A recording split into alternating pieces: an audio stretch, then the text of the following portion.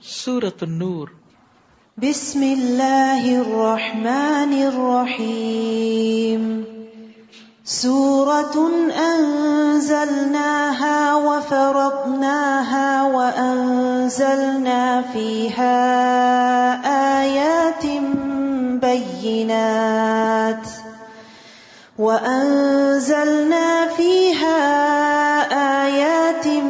بینات لعلکم تذکرون۔ الزانیة والزانی فاجلدوا كل واحد منهما 100 جلدة ولا تأخذكم بهما رأفة في دين الله إن كنتم تؤمنون بالله واليوم الآخر وَلْيَشْهَدْ عَذَابَهُمَا طَائِفَةٌ مِّنَ الْمُؤْمِنِينَ۔ شروع کرتی ہوں اللہ کے نام سے جو بے انتہا مہربان نہایت رحم فرمانے والا ہے۔ سورۃ انزلناها، یہ ایک سورت ہے جسے ہم نے نازل کیا ہے۔ اللہ نے پورا قرآن نازل کیا ہے، لیکن یہاں خاص طور پر اس سورت کے نزول کی اہمیت کی وجہ سے اس کا ذکر کیا گیا۔ وَفَرَضْنَاهَا، اور ہم نے اس کو فرض کے درجے میں رکھا ہے، یعنی اس میں جو احکامات ہم نے نازل کیے ہیں ان احکامات پر عمل کرنا لازم ہے۔ وَأَنزَلْنَا فِيهَا آيَاتٍ بَيِّنَاتٍ، اور اس میں واضح آیات نازل فرمائی ہیں، لَعَلَّكُمْ تَذَكَّرُونَ، تاکہ تم سبق حاصل کرو۔ کیا ہیں وہ احکامات، کیا ہیں وہ واضح آیات؟ زانی عورت ہو یا مرد، ان میں سے ہر ایک کو 100 درے لگاؤ، اور اگر تم اللہ اور آخرت کے دن پر ایمان رکھتے ہو تو اللہ کے دین کے معاملے میں تمہیں ان دونوں میں سے کسی پر بھی ترس نہیں آنا چاہیے، اور مسلمانوں میں سے ایک گروہ ان کی سزا کے وقت موجود ہونا چاہیے۔ چونکہ ہمارا دین نسب کی بھی حفاظت کرتا ہے اور حیا کا ہمیں حکم دیتا ہے، اس لیے اس نے زنا کو حرام قرار دیا ہے، کیونکہ اس سے انسانوں کے حسب نسب خلط ملط ہو جاتے ہیں۔ نبی صلی اللہ علیہ وسلم نے فرمایا، زانی جس وقت زنا کرتا ہے تو وہ مومن نہیں ہوتا۔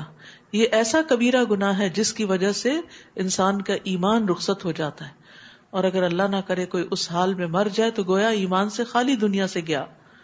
ابن عباس کہتے ہیں، زنا کرتے ہوئے زانی سے ایمان کا نور اٹھا لیا جاتا ہے۔ زنا کا انجام بھی بہت برا ہے۔ رسول اللہ صلی اللہ علیہ وسلم نے فرمایا، میرے پاس 2 آدمی آئے اور انہوں نے میرا بازو پکڑا اور مجھے ایک دشوار گزار پہاڑ کے پاس لے گئے، تو وہاں کچھ لوگ تھے جو بری طرح پھولے ہوئے تھے اور ان سے بیت الخلاء کی طرح غلیظ بو آ رہی تھی۔ میں نے پوچھا، یہ کون ہیں؟ انہوں نے کہا، یہ زانی مرد اور زانی عورتیں ہیں۔ یعنی جو زنا کرے اور توبہ کیے بغیر مر جائے اس کا پھر آخرت میں یہ انجام ہے۔ اور پھر یہاں پر یہ فرمایا کہ تم جب ان کو سزا دو تو پھر دین کے معاملے میں تمہارے اندر کوئی رأفت نہیں آنی چاہیے، یعنی بعض اوقات نرمی اور محبت سے انسان سمجھتا ہے اور بعض اوقات اس کو ڈسپلن کرنا پڑتا ہے، اور یہ بھی اللہ کی رحمت ہوتی ہے۔ یعنی کچھ بری عادتیں جب تک اس پر کوئی پنشمنٹ نہ ہو اس وقت تک وہ جاتی نہیں ہے، تو حدود کی راہ میں نرمی کی مذمت کی گئی ہے، اور ایک حد کو نافذ کرنے کی جو اہمیت ہے، رسول اللہ صلی اللہ علیہ وسلم نے فرمایا، زمین پر ایک حد جاری کرنا زمین والوں کے لیے 40 دنوں کی بارش سے بہتر ہے۔ زانی نہ نکاح کرے مگر زانیہ یا مشرکہ عورت کے ساتھ، یعنی جب پتہ چل جائے کہ کوئی لڑکا یا لڑکی زنا کے کام میں ملوث ہے اور وہ اس عادت بد کا شکار ہے اور وہ اس سے باز ہی نہیں آتا یا آتی، تو پھر اپنے بچے کا رشتہ وہاں نہیں کرنا چاہیے۔ اور زانیہ کے ساتھ وہی نکاح کرے جو خود زانی یا مشرک ہو، ہاں وہ آپس میں ایک دوسرے سے کر سکتے ہیں، اور اہل ایمان پر یہ کام حرام کر دیا گیا ہے، یعنی اچھی نیت سے بھی ان کے نکاح نہیں ہو سکتے، صرف سچی توبہ کے بعد ہی ممکن ہے۔ یعنی اگر کسی شخص سے ایسا کوئی غلط کام ہوتا رہا، مثلاً کوئی شخص نان مسلم تھا اور ان کے ہاں تو ایسے حلال حرام کی پرواہ نہیں ہوتی، اور وہ اپنی پچھلی زندگی میں ایسی کسی خرابی کا شکار رہا، پھر اس نے سچے دل سے توبہ کی، مسلمان ہو گیا، اور وہ کسی مسلمان لڑکی سے اب شادی کرنا چاہتا ہے، تو توبہ کے بعد شادی ہو سکتی ہے۔ اور جو لوگ پاک دامن عورتوں پر تہمت لگائیں پھر 4 گواہ پیش نہ کر سکیں، انہیں 80 کوڑے لگاؤ، یعنی کسی کے اوپر زنا کا الزام لگانا بھی بہت بڑا جرم ہے، اور آئندہ کبھی ان کی گواہی قبول نہ کرو، اور یہی لوگ بد کردار ہیں. یعنی جھوٹی گواہی دینا اور پھر خاص طور پر پاک دامن ایمان والی بھولی بھالی عورتوں پر زنا کی تہمت لگانا، یہ کبیرہ گناہوں میں سے ہے. رسول اللہ صلی اللہ علیہ وسلم نے فرمایا، جس شخص نے کسی مومن کے بارے میں کوئی ایسی بات کہی جو اس میں نہیں تھی اور اس بات سے اس کو بدنام کیا، تو اللہ اسے جہنمیوں کی پیپ میں ڈالے گا. وہ اس بات کا مستحق رہے گا یہاں تک کہ وہ اپنی بات سے باز آ جائے. نبی صلی اللہ علیہ وسلم نے فرمایا، بے شک سب سے بڑا سود یہ ہے کہ انسان ناحق کسی مسلمان کی عزت سے کھیلے، اور تہمت لگانے والوں کو قیامت کے دن بھی کوڑے پڑیں گے. یعنی اگر وہ دنیا میں بچ بھی گئے اور توبہ نہیں کی اور اپنی بات سے باز نہیں آئے تو یہ بدلہ وہاں مل کر رہے گا. تو یاد رکھیے، انسان کو کسی کے بارے میں بھی کوئی بات ایسی نہ سننی چاہیے اور نہ اس میں ہاں میں ہاں ملانی چاہیے اور نہ اس سے مزے لینے چاہیے اور نہ ہی ایسی باتوں کو آگے پھیلانا چاہیے. یہ کس قسم کا ٹیسٹ ہے؟ چاہے آپ کو پتا بھی ہو کہ کوئی شخص بہت خراب ہے، اگر آپ کے پاس 4 گواہ نہیں تو آپ زبان نہیں کھولیں گے، کیونکہ یہ بہت سنگین معاملہ ہے. کسی بھی لڑکی کی عزت جو ہے وہ اس کا سب سے قیمتی سرمایہ ہوتا ہے، اور اگر اس کی شہرت ہی خراب ہو جائے تو وہ اس کو روئن کر دینے کے باعث. اس کا یہ مطلب نہیں کہ مرد کے اوپر الزام لگا سکتے ہیں، نہیں، چونکہ عورت کا معاملہ زیادہ نازک ہے اس لیے یہاں عورت کا ذکر کیا گیا ہے، ورنہ مرد کے اوپر بھی الزام نہیں لگا سکتے. الا الذین تابوا من بعد ذلک واصلحوا فإن اللہ غفور الرحیم. البتہ جو لوگ اس کے بعد توبہ کر لیں اور اپنی اصلاح کر لیں تو یقیناً اللہ بڑا بخشنے والا اور رحم کرنے والا ہے. کیسی خوشخبری ہے کہ بڑے سے بڑے گناہ بھی معاف ہو جاتے ہیں. اگر کوئی ماضی میں غلطی کر چکا ہے تو اللہ تعالیٰ اس کو معاف کر دے گا اگر وہ سچے دل سے توبہ کر کے آئندہ ایسے کسی گناہ کی طرف راغب نہ ہو. تو یہ تو تھا دیگر لوگوں کا معاملہ. لیکن بعض اوقات ایک مرد اپنے ہی گھر میں اپنی بیوی کو خود اپنی آنکھوں سے کسی کے ساتھ برا کام کرتے ہوئے دیکھتا ہے، لیکن اس کے پاس 4 گواہ نہیں، تو اب وہ کیا کرے؟ فرمایا، اور جو لوگ اپنی بیویوں پر تہمت لگائیں اور ان کے اپنے سوا ان کے پاس کوئی گواہ بھی نہ ہو، تو ان میں سے ایسے شخص کی شہادت یوں ہوگی کہ وہ 4 دفعہ اللہ کی قسم کھا کر گواہی دے کہ وہ سچا ہے. یعنی پھر وہ 4 مرد لانے کے بجائے 4 قسمیں کھائے، اور 5ویں دفعہ یوں کہے گا کہ اگر وہ جھوٹا ہو تو اس پر اللہ کی لعنت ہو. اور اس عورت جس پر الزام لگایا گیا ہے اس سے سزا یوں ٹل سکتی ہے کہ وہ 4 دفعہ اللہ کی قسم کھا کے گواہی دے کہ وہ خامند جھوٹا ہے، اور 5ویں دفعہ یوں کہے کہ اگر مرد یعنی اس کا خامند سچا ہو تو مجھ پر اللہ کا غضب نازل ہو. اور اگر تم پر اے مسلمانوں اللہ کا فضل اور اس کی رحمت نہ ہوتی تو یہ معاملہ تم پہ بڑا پیچیدہ ہو جاتا. اور اللہ تعالیٰ بڑا التفات فرمانے والا اور حکیم ہے کہ جس نے معافی کا یہ قاعدہ مقرر کر دیا. اب آیت 11 سے آنورڈز واقع افک سے متعلق آیات ہیں. نبی صلی اللہ علیہ وسلم ایک غزوے پر تشریف لے گئے جس میں حضرت عائشہ آپ کے ساتھ تھی. حضرت عائشہ نے اپنی بہن سے ایک ہار مستعار لے کر زیب و زینت کے لیے پہنا ہوا تھا، تو اس سے پتہ چلتا ہے کہ سفر میں بھی خواتین اپنا زیور ساتھ لے جا سکتے. بہرحال وہاں پر جب واپس آ رہے تھے تو ایک جگہ سارے لشکر نے پڑاؤ ڈالا، اور حضرت عائشہ جو تھی وہ رفع حاجت کے لیے اپنے ہودج سے باہر نکل کے کہیں ذرا دور گئی. تو واپسی پہ انہوں نے دیکھا ان کا ہار گم گیا ہے. تو وہ اس کو ڈھونڈتے ڈھونڈتے جب واپس پہنچی تو اتنے میں لشکر کوچ کر چکا تھا. اب وہ جس جگہ تھی وہیں بیٹھی رہی. تو حضرت صفوان بن معطل جو تھے ان کی ڈیوٹی تھی کہ قافلے کے پیچھے چھٹی ہوئی چیزیں جو ہیں وہ لیتے ہوئے مدینہ پہنچے. تو انہوں نے دیکھا کہ یہاں عائشہ بیٹھی ہیں، کیونکہ پردے کے احکام نازل ہونے سے پہلے وہ ان کو دیکھ چکے تھے. تو انہوں نے انا للہ و انا الیہ راجعون پڑھا، اپنا اونٹ پاس کھڑا کیا اور اس پر ان کو سوار کیا، اور اس کے بعد راستہ بھر ان سے کوئی بات نہیں کی. لیکن جب یہ مدینہ ان کو لے کے داخل ہو رہے تھے تو منافقین کے سردار عبداللہ بن ابی نے حضرت عائشہ پر زنا کا الزام لگا دیا کہ یہ جان بوجھ کے پیچھے رہی ہیں، اس شخص کے ساتھ نعوذ باللہ کوئی غلط تعلقات تھے اور یہ زنا کر کے واپس لوٹی ہیں، صحیح سلامت نہیں آئی. یہ کوئی چھوٹی بات نہیں تھی، بہت بڑی بات تھی. بہرحال یہ بات اس نے اپنے سرکل میں کہی، وہاں سے آگے پھیلتی چلی گئی اور ہر شخص پریشان تھا. 1 مہینے تک وہی نازل نہیں ہوئی اور مدینہ کی جو فضا تھی وہ بہت ٹینس ہو گئی.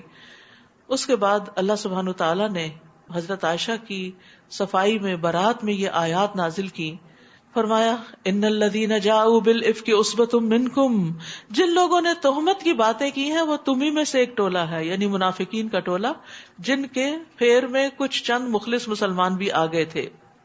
لا تحسبوه شرا لکم بل هو خیر لکم، اسے اپنے لیے برا نہ سمجھو بلکہ وہ تمہارے لیے اچھا ہے. سبحان اللہ، اتنی تکلیف سے نبی صلی اللہ علیہ وسلم گزرے، حضرت عائشہ، ان کے والدین، مخلص مسلمان، سارے کے سارے مدینہ والے، یعنی ایک انتہائی پریشانی اور غم کے عالم سے گزر رہے تھے اور کسی کے پاس کوئی جواب نہیں تھا.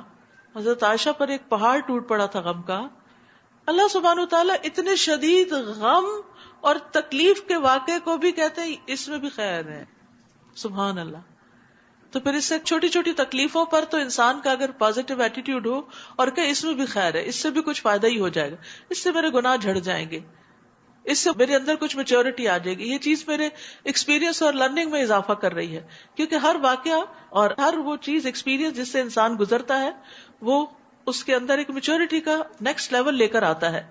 تو اس واقعے کو کہا اس میں بھی خیر ہے، کیونکہ اس میں حضرت عائشہ کے بارے میں پھر برات نازل ہوئی، آیات باقاعدہ نازل ہوئی جو قیامت تک پڑھی جائیں گی، اور اللہ تعالیٰ نے ان کو عزت بخشی اور بہتان لگنے کی وجہ سے ان کا ثواب بہت زیادہ ہو گیا. اور اس میں عام مومنوں کے لیے بھی نصیحت تھی کہ ایسے واقعات میں کیا کرتے ہیں، اور پھر یہ کہ بہتان لگانے والوں پر حد بھی جاری ہوئی، تو یہ کہ اسلام کا قانون بھی سامنے آ گیا. فرمایا اسے تم اپنے لیے برا نہ سمجھو، وہ تمہارے لیے بہتر ہے. جس نے اس میں جتنا حصہ لیا اتنا ہی گناہ کمایا. ایک دفعہ یہ ذکر کیا تو اتنا، 2 دفعہ یا 10 دفعہ، جتنا جتنا جس نے اس کو پروپیگیٹ کیا اتنا ہی گناہ کمایا. اور ان میں سے جو شخص اس تہمت کے بڑے حصے کا ذمہ دار بنا، یعنی عبداللہ بن ابی، اس کے لیے عذاب عظیم ہے. استغفر اللہ. سوچتے ہوں منافقین یہ آیات سن کے بھی نہیں پگھلتے تھے. سچ ہی قرآن کہتا ہے کہ لا یشعرون لا یفقہون، ان کو شعور ہی نہیں، سمجھ ہی نہیں. اگر انسان کے اندر سمجھ ہو تو اس کو اشارہ بھی کافی ہوتا ہے.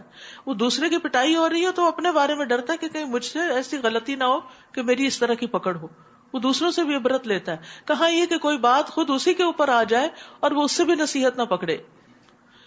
فرمایا جب تم نے یہ قصہ سنا تھا تو مومن مردوں اور مومن عورتوں نے اپنے دل میں اچھی بات کیوں نہ سوچی اور یوں کیوں نہ کہہ دیا کہ یہ صریح بہتان ہے. یہی اخلاق ہمیں سیکھ لینا چاہیے. کسی کے بارے میں بری بات سنیں تو کہیں کہ ہمیں تو یقین نہیں آتا، اس کا دفاع کریں اور اس کو بہتان بتائیں. پھر یہ تہمت لگانے والے اس پر 4 گواہ کیوں نہ لا سکے. پھر جب یہ گواہ نہیں لا سکے تو اللہ کے ہاں یہی جھوٹے ہیں. اور اگر تم پر دنیا اور آخرت میں اللہ کا فضل اور اس کی رحمت نہ ہوتی تو جن باتوں میں تم پڑ گئے تھے ان کی پاداش میں تمہیں بہت بڑا عذاب آ لیتا. جس وقت تمہاری ایک زبان سے دوسری زبان اس بات کو لیتی چلی جا رہی تھی اور تم اپنے منہ سے وہ کچھ کہہ رہے تھے جس کے متعلق تمہیں کچھ علم نہ تھا. بغیر علم کے، بغیر دلیل کے تم بات کر رہے تھے اور تم اسے معمولی بات سمجھ رہے تھے، حالانکہ وہ اللہ کے ہاں بہت بڑی بات تھی. تو یاد رکھیے گناہوں کو حقیر نہیں سمجھنا چاہیے. ابن سیرین کہتے ہیں اللہ کی قسم جو گناہ مجھ سے ہو گئے میں ان پہ نہیں روتا بلکہ میں ان گناہوں پہ روتا ہوں جنہیں میں نے حقیر جانا جبکہ وہ اللہ کے ہاں انتہائی سنگین ہے. بعض اوقات انسان کوئی غلط کام کرتا ہے، کہتے کوئی بات نہیں، معمولی سی بات ہے، اللہ معاف کرنے والا ہے، خیر ہے، کوئی بات نہیں، اور یہ کہتے کہتے گناہ پہ گناہ کرتا چلا جاتا ہے. ایسے گناہوں پر تو انسان توبہ بھی نہیں کرتا. جن گناہوں کو ہم گناہ سمجھتے ہیں ان پر تو توبہ بھی کر لیتے ہیں، اور جن گناہوں کو گناہ ہی نہیں سمجھتے ان پر تو ہم ہنسی مذاق کر لیتے ہیں. تو وہی بازو کا چھوٹے چھوٹے بھی اکٹھے ہو کر آگ بھڑکانے کے لیے کافی ہو جاتے ہیں. جب تم نے یہ قصہ سنا تھا تو تم نے یہ کیوں نہ کہہ دیا کہ ہمیں یہ مناسب نہیں کہ ایسی بات کریں. ما یکون لنا ان نتکلم بہذا سبحانک ھذا بہتان عظیم. سبحان اللہ، یہ تو بہت بڑا بہتان ہے. نبی کی بیوی کے بارے میں تم نے اچھی گواہی کیوں نہ دی. اللہ تمہیں نصیحت کرتا ہے کہ اگر تم مومن ہو تو آئندہ ایسی حرکت کبھی نہ کرنا. اللہ تمہیں واضح ہدایات دیتا ہے اور وہ سب کچھ جاننے والا، حکمت والا ہے. جو لوگ یہ چاہتے ہیں کہ ایمان لانے والوں میں بے حیائی کی اشاعت ہو ان کے لیے دنیا میں بھی دردناک عذاب ہے اور آخرت میں بھی، اور اس کے نتائج کو اللہ ہی بہتر جانتا ہے، تم نہیں جانتے. تو یاد رکھیے اللہ سبحانہ و تعالی فحش کلامی سے، بے حیائی سے، جسموں کو ننگا کرنے سے اور ان کی تشہیر کرنے سے، ان سب چیزوں سے نفرت کرتا ہے. رسول اللہ صلی اللہ علیہ وسلم نے فرمایا اللہ بے حیائی پسند نہیں کرتا، بے حیا سے اور بے حیائی کی تلاش کرنے والے سے بغض رکھتا ہے، اور قیامت اس وقت تک قائم نہیں ہوگی جب تک ہر طرف فحش اور بتکلف فحش گوئی عام نہ ہو جائے. استغفر اللہ. اور اسی طرح باتوں میں بھی فحش باتیں یا فحش موضوعات پر باتیں، یہ بھی اللہ تعالیٰ کو پسند نہیں. رسول اللہ صلی اللہ علیہ وسلم نے فرمایا بے شک بے حیائی اور بتکلف فحش گوئی کا اسلام سے کوئی تعلق نہیں، اور اسلام کے اعتبار سے لوگوں میں سب سے اچھا شخص وہ ہے جس کا اخلاق سب سے عمدہ ہو.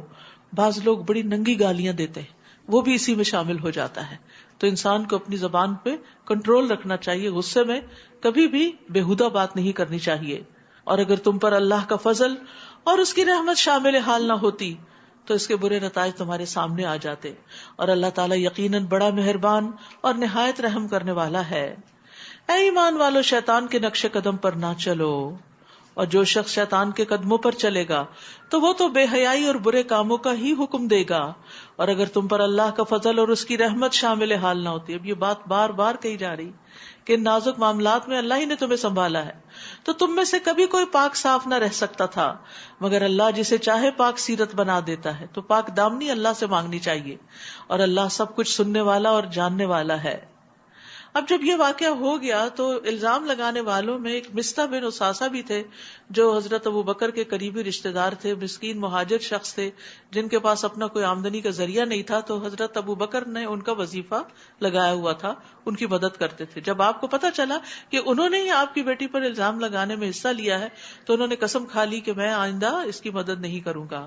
لیکن پھر کیا ہوا؟ اللہ سبحانہ وتعالیٰ نے آیت نازل کر دی، اور تم میں سے آسودہ حال لوگوں کو یہ قسم نہیں کھانی چاہیے کہ وہ قرابت داروں، مسکینوں اور اللہ کی راہ میں ہجرت کرنے والوں کو کچھ صدقہ وغیرہ نہ دیں گے. انہیں چاہیے کہ ان کو معاف کر دیں. سبحان اللہ، اتنا بڑا قصور کہ جو دل کو پارا پارا کر دے اس کو بھی معاف کر دو. اور خاص طور پر اس کی پچھلی زندگی کی نیکی کو دیکھ لو کہ اس نے کبھی تم پر کوئی احسان کیا تھا. یہاں پر خاص طور پر حضرت مستح کے مہاجر فی سبیل اللہ ہونے کا ذکر کیا گیا کہ اگرچہ انسان تھے، غلطی ہو گئی، لیکن ان کی قربانیاں بھی ہیں.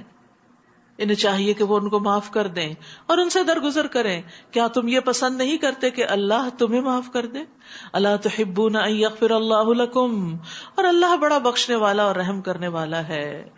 یعنی اگر تم معاف کر دو گے تو اللہ تمہیں معاف کر دے گا، اور جس طرح کا تم درگزر کرو گے اسی طرح کا درگزر اللہ تعالیٰ کرے گا. اور یہ بردبار انسان کی صفت ہوتی ہے کہ جب اسے قدرت حاصل ہو تو انتقام نہ لے بلکہ درگزر سے کام لے. اور یاد رکھیے معاف کرنے میں ہی سکون ہے اور اطمینان ہے.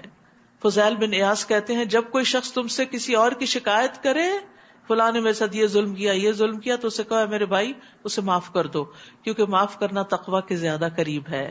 اگر وہ کہے میرا دل معاف نہیں کر سکتا، میں تو بدلہ لوں گا جیسے اللہ نے مجھے حکم دیا ہے، تو پھر اسے کہو کہ اگر تم صحیح طرح بدلہ لے سکتے ہو تو لے لو، ورنہ معافی کے دروازے کی طرف پلٹو، کیونکہ وہ بہت وسعت والا دروازہ ہے.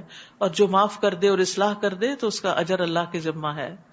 معاف کرنے والا تو رات کو اپنے بستر پہ آرام سے سو جاتا ہے، اور بدلہ لینے والا دن رات متفکر رہتا ہے، دن رات خون کھولتا رہتا ہے اس کا. حدیث میں آتا ہے نبی صلی اللہ علیہ وسلم نے فرمایا درگزر کیا کرو، اللہ تمہیں عزت بخشے گا. سبحان اللہ، کتنی بڑی خوشخبری ہے. معاف کر دیا کرو، اس سے تمہاری عزت بڑھے گی. یعنی لوگ تمہیں گرانا چاہتے ہیں، اللہ تمہیں اٹھا دے گا. معاف کرنے سے عزت میں اضافہ ہی ہوتا ہے، اور جو اللہ کے لیے تواضع اختیار کرتا ہے اللہ اس کو بلندی عطا فرماتا ہے. نبی صلی اللہ علیہ وسلم نے فرمایا جو بندہ کسی کے ظلم کو معاف کرے گا اللہ تعالیٰ قیامت کے دن اس کی عزت بڑھا دے گا. سبحان اللہ. جو لوگ پاک دامن اور بھولی بھالی مومن عورتوں پر تہمت لگاتے ہیں ان پر دنیا میں بھی لعنت اور آخرت میں بھی، اور انہیں بہت برا عذاب ہوگا. یہ غافلات کون ہوتی ہیں؟ یعنی جنہیں بے حیائی کے کاموں سے اور زنا وغیرہ اور ایسے ریلیشن شپ سے کوئی تعلق واسطہ نہیں ہوتا. اور حضرت عائشہ ایسی ہی تھی. جس دن ایسے مجرموں کی اپنی زبانیں، ہاتھ اور پاؤں انہی کے خلاف ان کے کرتوتوں کے متعلق گواہی دیں گے، اس دن اللہ انہیں وہ بدلہ دے گا جس کے وہ مستحق ہیں، اور وہ جان لیں گے کہ اللہ ہی حق ہے، سچ کو سچ کر دکھانے والا ہے. الخبیثات للخبیثین والخبیثون للخبیثات. خبیث عورتیں خبیث مردوں کے لیے ہیں، یا خبیث باتیں خبیث لوگوں کو ہی زیب دیتی ہیں، اور خبیث مرد خبیث عورتوں کے لیے ہیں، اور پاکیزہ عورتیں پاکیزہ مردوں کے لیے، اور پاکیزہ مرد پاکیزہ عورتوں کے لیے. ان کا دامن ان باتوں سے پاک ہے جو وہ تہمت لگانے والے کہتے ہیں. ان کے لیے بخشش بھی ہے اور عزت کی روزی بھی. اب یہ بات جب ہو گئی، یہ واقعہ پیش آ گیا، تو یہ واقعہ سبب بنا اس سورت کے نازل ہونے کا، ان آیات کے نازل ہونے کا، اور مسلمانوں کو معاشرتی زندگی کے آداب سکھانے کا، ان تمام چیزوں کے بارے میں بتانے کا، تاکہ وہ اس نتیجے تک پہنچے ہی نہ، پہلے سے ہی ایسے اصولوں پر عمل کریں جس کے نتیجے میں وہ ان بڑی مشکلات سے بچ سکیں. تو پہلا حکم، یا ایھا الذین آمنوا لا تدخلوا بیوتا غیر بیوتکم حتی تستأنسوا وتسلموا علی اہلها. اے ایمان والو، اپنے گھروں کے سوا دوسروں کے گھروں میں داخل نہ ہوا کرو. یعنی اچانک کسی کے گھر میں مت چلے جاؤ. ہو سکتا ہے کسی لڑکی پہ تمہاری نظر پڑ جائے، ہو سکتا ہے کوئی عورت اکیلی ہو اور تمہاری نیت خراب ہو جائے. جب تک کہ ان کی رضا حاصل نہ کر لو، یعنی اجازت نہ لے لو، اور گھر والوں پر سلام نہ کر لو، یہ بات تمہارے حق میں بہتر ہے، توقع ہے کہ تم اسے یاد رکھو گے.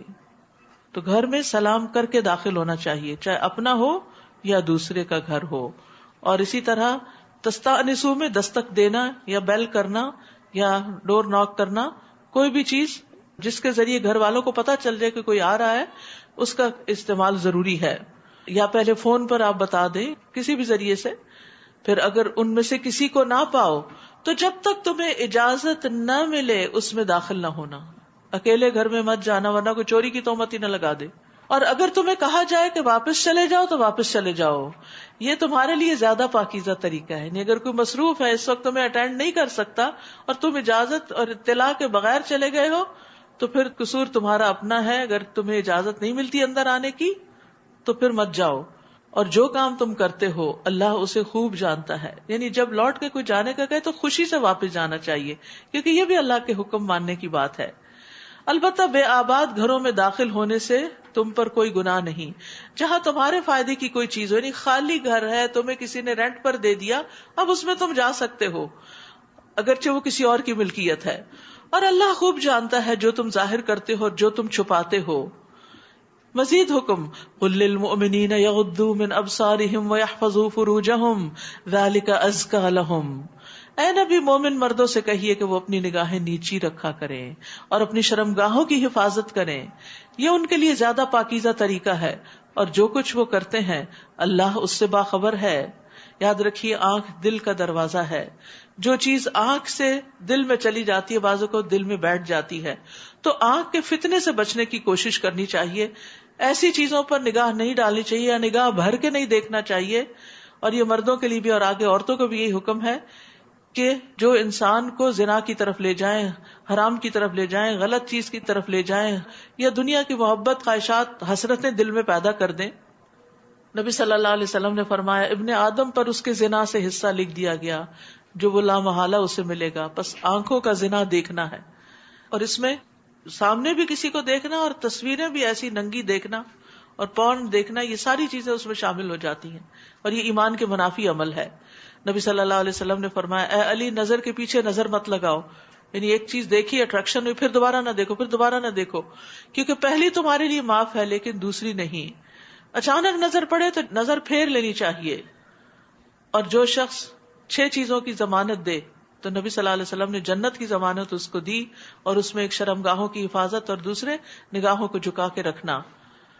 وَقُلْ لِلْمُؤْمِنَاتِ، اور مومن عورتوں سے بھی کہہ دیجئے کہ وہ اپنی نگاہیں نیچی رکھا کریں اور اپنی شرمگاہوں کی حفاظت کیا کریں. یعنی ان کے لیے بھی وہی احکامات ہیں جو مردوں کے لیے، لیکن عورتوں کے لیے کچھ مزید احکامات بھی ہیں. اور وہ کیا ہے؟ اور اپنی زینت کو ظاہر نہ کریں. زینت میں انسان کا میک اپ، خوبصورت کپڑے اور جسم کے وہ حصے جو چھپانے کے لائق ہیں جیسے گلا وغیرہ ہے، تو ان چیزوں کو غیر مردوں کے سامنے ظاہر نہیں کرنا چاہیے، مگر جو از خود ظاہر ہو جائے. مثلاً آپ نے ہاتھ بڑھایا کوئی چیز اٹھانے کے لیے، تھوڑا سا بازو سے کپڑا ہٹ گیا، کوئی انگوٹھی پہنی ہوئی ہے یا اس طرح کی. اور اپنی اوڑھنیاں اپنے سینوں پر ڈال لیا کریں اور اپنے بناؤ سنگار کو ظاہر نہ کرو. لیکن افسوس یہ کہ بعض لوگ سکارف بھی لیتے ہیں تو وہ گلے میں لپیٹ لیتے ہیں اور سینہ ننگا ہو رہا ہوتا ہے. بعض لوگوں کا پورا سینہ ننگا ہوتا ہے، بعض آدھا ننگا کر کے پھرتے ہیں. تو یہ قرآن کے حکم کے صریح خلاف ہے. سکارف لیں، اپنی چیسٹ پوری ڈھانپیں، صرف اوپر اوپر گلے کی حد تک نہیں. یا اس طرح نہیں کہ دوپٹہ یوں لے کے سینہ ڈھانپ دے اور گلا ننگا ہو رہا ہو، کیونکہ خمار کہتے ہیں سر کے کپڑے کو، یعنی سر کا کپڑا اس طرح پہنے کہ وہ سینے تک آ جائے. اور اپنے بناؤ سنگھار کو ظاہر نہ کریں، یعنی اپنا میک اپ اور زینت اور خوبصورتی غیر مردوں کے سامنے ظاہر نہ کریں، مگر ان لوگوں کے سامنے، خاوند کے باپ یعنی سسر، اپنے بیٹے، شوہروں کے بیٹے یعنی ستیلے، بھائی، بھتیجے، بھانجے، اور اپنے میل جول والی عورتیں، کنیزیں جن کے وہ مالک ہوں، اپنے خادم مرد جو عورتوں کی حاجت نہ رکھتے ہوں، اور ایسے لڑکے جو عورتوں کی پوشیدہ باتوں سے ابھی واقف نہ ہوں. اور اپنے پاؤں زمین پر مارتے ہوئے نہ چلیں کہ جو زینت انہوں نے چھپا رکھی ہے، یعنی زیورات وغیرہ کی، اس کا لوگوں کو علم ہو جائے. یعنی عورتیں پاؤں میں بھی بعض اوقات بجنے والا زیور پہنتی ہیں یا کچھ، یا ایسی جوتی بعض اوقات کہ جس سے پوری مارکیٹ متوجہ ہو جائے کہ کون جا رہا ہے. تو زمین پہ پاؤں مار کے بھی چلنا عورت کے لیے ناپسندیدہ ہے. اے ایمان والو، تم سب مل کر اللہ کے حضور توبہ کرو، توقع ہے کہ تم کامیاب ہو جاؤ گے. یعنی ان سارے احکامات کو ماننے کے بعد بھی توبہ کرتے رہو کہ کہیں کوئی چیز رہ نہ جاتی ہو، کرنے کے باوجود بھی کوئی بھول چوک نہ ہوتی ہو. لیکن ہم میں سے بہت سے لوگ اس گناہ کو گناہ ہی نہیں سمجھتے، توبہ کب کریں گے؟ نہ اس کو گناہ سمجھا، نہ اس سے باز آئے، اور اگر ہو چکا تو توبہ بھی نہیں کی. تو اس لیے بہت ضروری ہے کہ یہ سورت جس کو اللہ تعالیٰ نے فرمایا ہم نے نازل کیا، یہ ہمارے احکامات ہیں اور ہم نے فرض کیا ہے.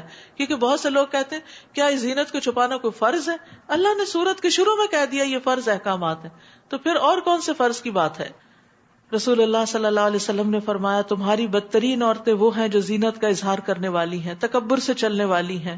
ایسی عورتیں منافق ہیں، ان میں سے کوئی بھی جنت میں داخل نہ ہوگی مگر سرخ چونچ اور سرخ پیر والے کوے کی طرح، یعنی بہت کم جو کلرڈ قسم کے برڈز ہوتے ہیں جو کبھی کبھی نظر آتے ہیں کسی خاص موسم میں. تو یہاں توبہ کا وجوب بھی ہے کہ نیک اعمال کرنے کے باوجود اور برائیوں سے بچنے کے باوجود بھی انسان کو توبہ کرتے رہنا چاہیے. نبی صلی اللہ علیہ وسلم دن میں 70 سے 100 بار استغفار کرتے تھے، حالانکہ آپ کے تو اگلے پچھلے سارے گناہ معاف کر دیے گئے تھے، بلکہ آپ تو معصوم عن الخطا تھے. مزید احکامات. اور تم میں سے جو لوگ مجرد ہیں یعنی اکیلے ہیں، سنگل ہیں، ان کے نکاح کر دو تاکہ زنا کی طرف نہ جائیں. اور اپنے لونڈی غلاموں کے بھی جو نکاح کے قابل ہوں، اگر وہ محتاج ہے تو اللہ انہیں اپنی مہربانی سے غنی کر دے گا، اور اللہ بڑی وسعت والا اور جاننے والا ہے. یعنی رشتہ ملنے پر نکاح میں تاخیر نہیں کرنی چاہیے. نبی صلی اللہ علیہ وسلم نے حضرت علی سے کہا کہ 3 چیزوں میں تاخیر نہ کرو: نماز جب وقت ہو جائے، جنازہ جب حاضر ہو جائے، اور اکیلا سنگل کہ نکاح میں جب اس کا ہم پلہ رشتہ مل جائے. اور نکاح کشادگی کا باعث ہے. یعنی اگر بچوں کے حالات بہت زیادہ اچھے بھی نہیں تو بھی نکاح سے انشاءاللہ دونوں مل کے جب گھر بنائیں گے تو برکت ہو جائے گی. تو اس لیے ہم سب کو سوچنا چاہیے کہ جب بچے جوان ہو جائیں تو ان کی شادی کی فکر کرنی چاہیے، اور بلا وجہ چھوٹی چھوٹی باتوں کا بہانہ کر کے تاخیر نہیں کرنی چاہیے کہ ابھی پڑھ رہے ہیں، ابھی جاب نہیں ہے، ابھی فلاں نہیں. انشاءاللہ وقت کے ساتھ ساتھ سارے کام ہوتے جائیں گے. نکاح ان چیزوں میں حائل تھوڑی ہے. یہ تو ہم نے لائف سٹائل ایسا بنا لیا کہ جب شادی ہوگی تو سبھی کو چھوڑ بیٹھے. یعنی بعض بچیاں اتنا اچھا پڑھنے لکھنے میں ہوتی ہیں، کام میں ہوتی ہیں، لیکن شادی ہوگی بس پھر سو کے وقت گزارا جا رہا ہے. بس پہننے، کھانے، اوڑھنے، سیر سپاٹے کی طرف توجہ ہے اور پروڈکٹیو لائف نہیں بسر کرتی. تو شادی کاموں میں رکاوٹ نہیں ہے، بلکہ انسان کو اچھے مددگار مل جائے تو پھر انسان اور زیادہ بہتر طور پہ آگے بڑھ سکتا ہے. اور جو لوگ نکاح کا سامان نہیں پاتے، یعنی مال نہیں، انہیں زنا وغیرہ سے بچے رہنا چاہیے. یہ نہیں کہنا چاہیے ہماری چونکہ شادی نہیں ہوتی اس لیے ہم زنا کر سکتے ہیں. نو جواز، تاکہ اللہ نے اپنے فضل سے غنی کر دے. اور تمہارے غلاموں میں سے جو مکاتبت کرنا چاہیں، اگر تم ان میں بھلائی دیکھو تو ان سے مکاتبت کر لو، یعنی انہیں آزاد کرنے کے لیے. اور اس مال میں سے جو اللہ نے تمہیں دیا ہے انہیں بھی دو. اور تمہاری لونڈیاں اگر پاک دامن رہنا چاہیں تو انہیں دنیاوی فائدوں کی خاطر بدکاری پہ مجبور نہ کرو. زمانے جاہلیت میں لوگ اپنی لونڈیوں سے پروسٹیٹیوشن کا کام کرواتے تھے اور ان کی کمائی خود رکھ لیتے تھے. اور جو کوئی انہیں مجبور کرے تو ان پر جبر کے بعد اللہ تعالیٰ انہیں بخشنے والا ہے اور رحم کرنے والا ہے. اور پکڑ تو پھر اس کی ہوگی جو کسی کو برائی پہ مجبور کر رہا ہے. ہم نے تمہاری طرف واضح احکام بتلانے والی آیات بھی نازل کی ہیں، اور ان لوگوں کی مثالیں بھی جو تم سے پہلے گزر چکے ہیں، اور پرہیزگاروں کے لیے نصیحتیں بھی نازل کر دی ہیں.